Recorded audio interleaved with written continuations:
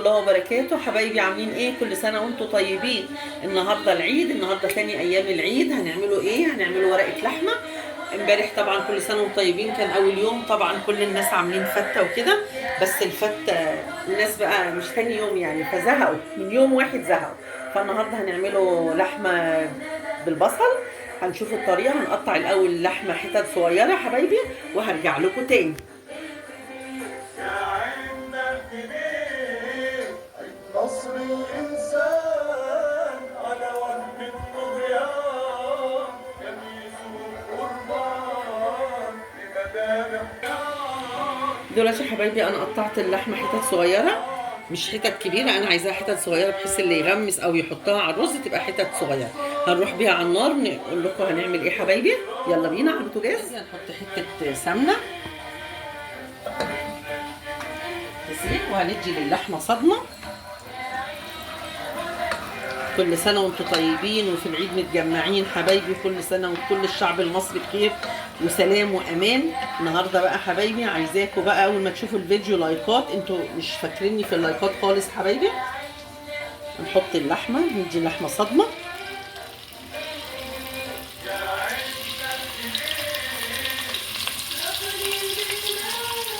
بصوا ما تحطهاش كلها مرة واحدة عشان أول ما بيبرد عشان يفضل الإيدان الصبح نشوف الصدمة على طول.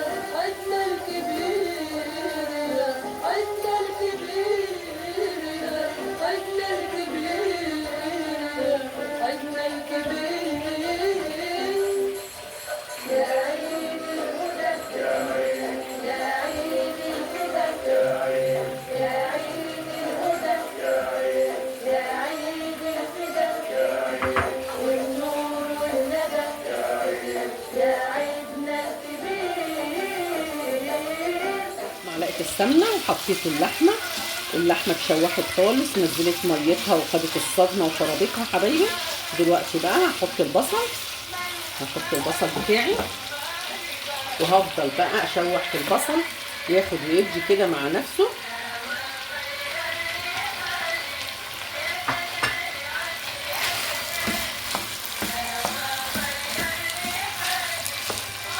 هاخد ويدي البصل لحد ما يدبل خالص، هرجع لكم تاني حبايب قلبي. دلوقتي البصل غمقت معايا حبايبي اهو زي ما انتم شايفين. هبدا احط ايه؟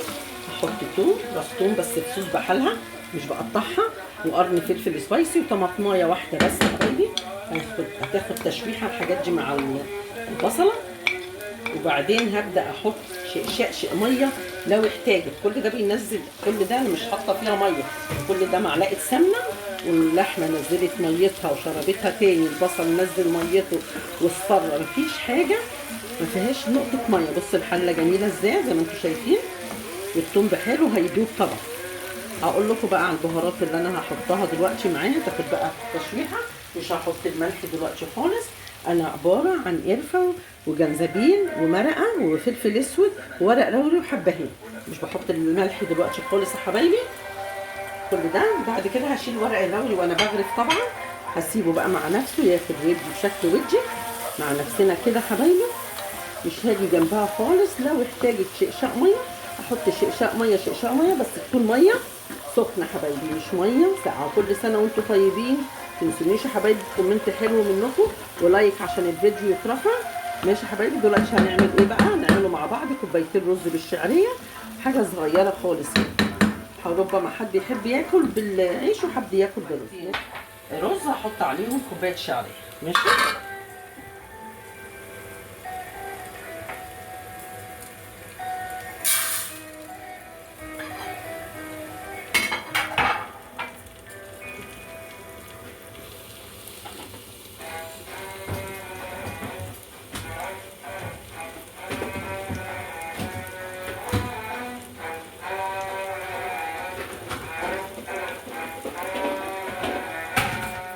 جميل اهو. هسقي الرز بحاله، معلقتين كوبايتين الرز اللي انا عاملاهم. بصوا حبايبي انا هلفهم في السمنه مع وبعدين هحط الميه، ما بحطش الميه الاول بعدين اسقي الرز كده اهو. لفيت الرز اهو. انا عامله كام معلقه كوبايتين رز. نسيت الرز ملح على اللحمه لسه مش هحط دلوقتي انا عامله كوبايتين رز. هحط معلقتين زي ما انتم متعودين اهو، وهحط حبه صغيرين للمكرونه.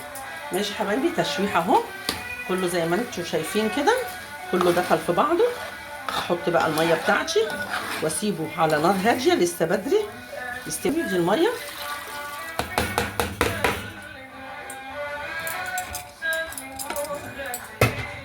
غدانا النهارده حبايبي تاني ايام العيد. عملت لكم لحمه بصليه اهي حبايبي، وشفتوا الطريقه، واللي ما شافش الطريقه يخش القناه بتاعتنا هيشوفها. ورز بالشعريه وقليت بطاطس، وده الليمون اللي انا عملته معاكم قبل كده، الليمون المجرنش. ممكن ده تاكلوها بعيش وممكن تاكلوها بالرز. يا سلام بقى، ندوقوا حته كده عشان اوريكم هي مستويه ازاي حبايبي.